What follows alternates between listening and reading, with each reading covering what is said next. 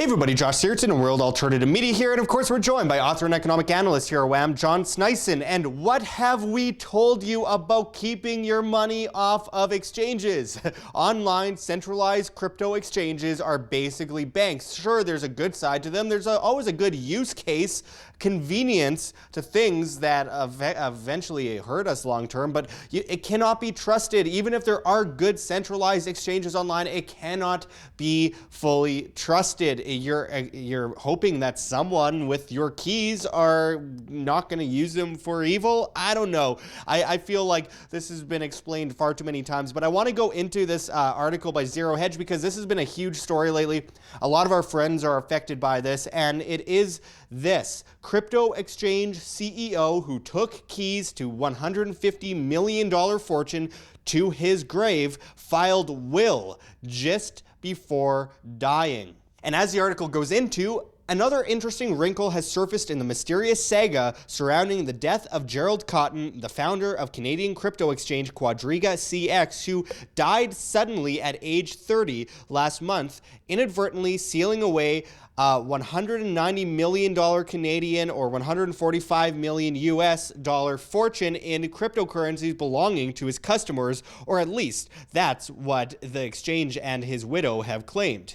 According to Bloomberg, Cotten, who reportedly died suddenly while traveling in India due to complications arising from his Crohn's disease, according to Quadriga, he was planning to help build an orphanage, filed a last will and testament just 12 days before his unexpected demise, which seems to undercut the exchange's argument that he died suddenly and, as a result, neglected to share the keys to his exchange's cold storage wallets with his business partners or his wife, who will inherit his estate.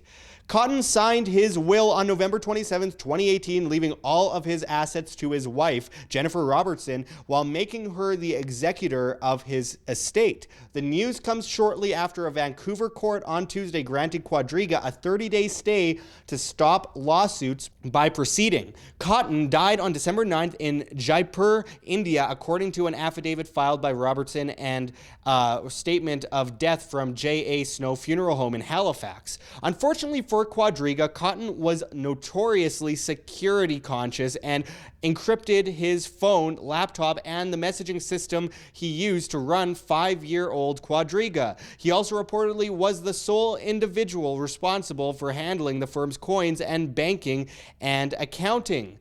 Cotten was always conscious about security. The laptop, email addresses, and messaging system he used to run the 5-year-old business were encrypted. He took sole responsibility for the handling of funds and coins and the banking and accounting side of the business, and to avoid being hacked, moved the majority of digital coins into what's known as cold storage or unconnected to the internet, the filing said. Robertson and Cotten's former business partners have failed to find his passwords or any of his business records, and attempts by experts to hack into his computer and phone have been met with only limited success.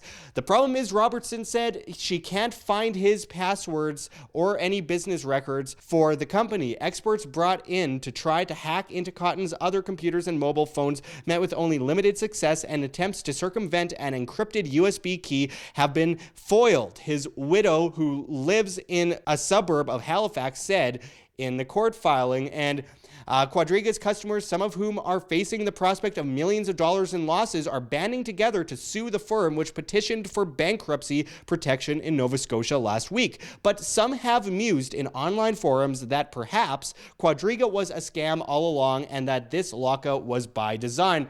So, John, first of all, I do want to add to that there have been some, allegedly some Litecoin keys that have been able to be found. So that's good for some people with Litecoin. But, I mean, what is this woman, his wife, his widow? Maybe they're all innocent, so I feel bad if they are. But is she going to, suddenly have $150 million and go on a shopping spree? I think that might be a little bit obvious. What do you think about this massive debacle? It's insane. I just think it's a really weird kind of story, to be honest with you.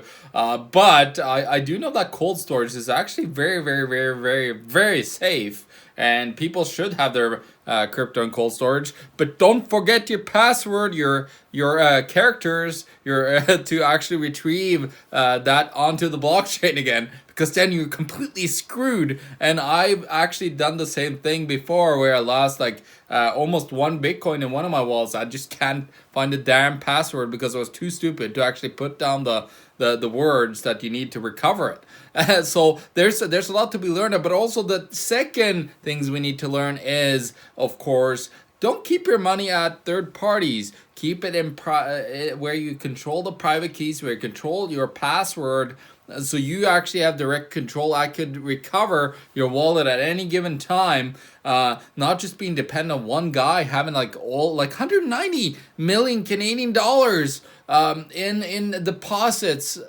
That's insane. That is like as crazy as, of course, what comes to mind is Tether having 2 bank accounts with over $1 billion almost. I forgot what it was, the total number, Josh, but like that's also insane. Like just the business model behind some of these exchanges, and just the like bad understanding of like doing a business. It just feels like it's more risky a lot of times than even banks. Banks, of course, holds very little amount of cash, so they could run out of liquidity very fast and go bankrupt as well. So there is kind of a similarity between the two, between the centralized exchanges. But of course, if you want to get a currency, or what you want to do, the problem is today only the big centralized exchanges like Binance and Bittrex and a couple of other Kraken and other massive ones, they are the ones that actually holds decentralization, forex, kind of like crypto trading on their platforms in order to facilitate that. But the problem is that we need these decentralized exchanges to become more volumized and more people use them, because right now they're not able to take over the power that decentralized exchanges has, Josh. And that's a huge problem for the future of crypto trading and being able to like share with each other and do these trades in between currencies. Yeah, and obviously there is a good side to these exchanges having your keys so encrypted that no one can take them. But that is if this were the case. If this is all a giant scam, I mean, it's one of the craziest scams I've seen in recent days, and it wouldn't surprise me at all, because after all, I mean, there's a good side to exchanges. Obviously, trading, it's convenient, and there's a lot to be said about use case. But overall, people should be protecting their money. What have we not learned over the years from the majority of the early exchanges going down, the most famous of which is Mt. Gox? I mean, folks, this is about decentralization, this whole movement. Obviously, decentralization and being able to use competing currencies on the market to buy things for yourself and feed your family, like we see in Venezuela and other places right now, really taking hold and helping a lot of people. But we must remember the point and not look to convenience like people so often have in the past, which inevitably ends up hitting them in the butt later on. I mean, this is about decentralization, which is why I always snap back at those who write in the comments, oh, crypto is mark of the beast, Bitcoin is the same as fiat. Well, if you think Bitcoin and fiat are the same thing, then you don't know what Bitcoin or fiat are, because fiat is centralized and enforced by law, legal tender laws. Folks, there is a difference, a huge difference, and there's a cap, obviously, on Bitcoin, and nonetheless, thousands of competitors that could always kick it out of the market if something were to happen and it was compromised. But anyway, John, what's your bottom line on this report? Well, the bottom line is quite easy, actually. I've used Quadriga since November 2013 when it came online first, and I really have gotten a lot of good fiat away from the system and into cryptos. But what we got to learn from this, Josh, is if you're going to be on an exchange, if you want to get your fiat into crypto, make sure you take it off of the exchange if you're not trading it, because don't let them hold it, because what you saw with Quadriga here and several other ones, they could be hacked or they could be stolen, or people could be dead and you lose all your crypto. So make sure you take it offline and take it into like wallets like Exodus and Edge and others, where you actually could safely hold it and you actually have control over your keys and your password. Make sure you really keep that safe, because that's what happened here. Who knows, right? But that's what happened. Yeah, so that's who knows? that. Yeah, but that's what we need to understand here is again, same with cash, same with gold. Hold it yourself, like hold it in your personal possession, because if you don't, there's so much counterparty risk, Josh. Yeah, and we've seen this with other exchanges before. It's not the first time, and obviously there's been a lot of problems in recent days with Poloniex as well. There's a whole host of problems, folks. Decentralize everything. That's a point. Build on the decentralized blockchain infrastructure and make it useful for the future. Look to privacy coins as well. There's so many ways to get around this problem. Don't blame crypto on what people build on, the infrastructure people build that people use crypto on. It's like blaming gold for the banks holding your gold and losing it. The gold is good. It's the banks that are bad. So anyway, as always, be very vigilant, do your own due diligence, and obviously decentralize everything, rule yourself, and be responsible. That's a bottom line. Yeah, Josh, just one more thing here. I'm just going to put this up on the screen for people to see. This is the distributed, actually, biggest exchanges and where their people are. So you see, these are massive global banks, you can call them, way bigger, not bigger in size, but bigger in, the reach than any other bank on this planet, Josh. So just take a look at these. These are the major exchanges like Binance, Coinbase, Bitfinex, Bittrex, and Poloniex. So yeah, I just wanted to show that to people so people can see the grasp of how international these are and how people all across the world are getting hit if something happens there.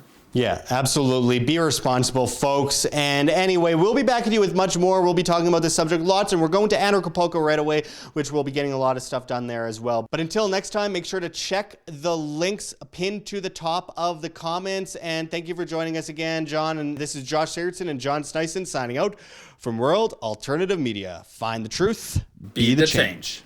Like what you see here, OM? Don't forget to check the links below. GoFundMe, Patreon. We can't do it without you. Any donation is very much appreciated, especially as we are so vastly demonetized and censored on YouTube, as these guys come in and flag all of our content as hate speech. Also, check out our Bitcoin address below as well as on the screen for you to scan if you please. And also check us out at steemit.com. We're at Josh Sigurdson. It's a future of social media where you get paid in the upvote of your post in cryptocurrency. Steem, that is. So make sure to check us out there. Make sure to join us at Acapulco 2019 with people like Ron Paul, G. Edward Griffin, of course, Jeff Berwick, Vid Jedlicka.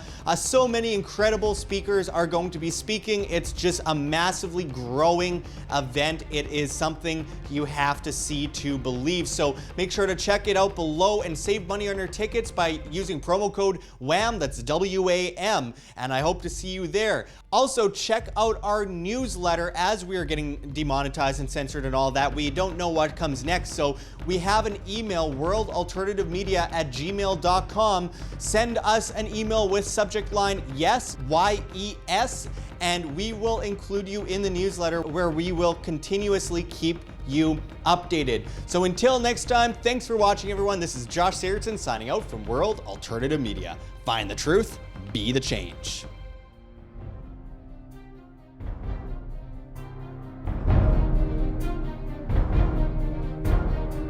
I'm sure you have already changed people's minds in your young age because you're involved, and I like that.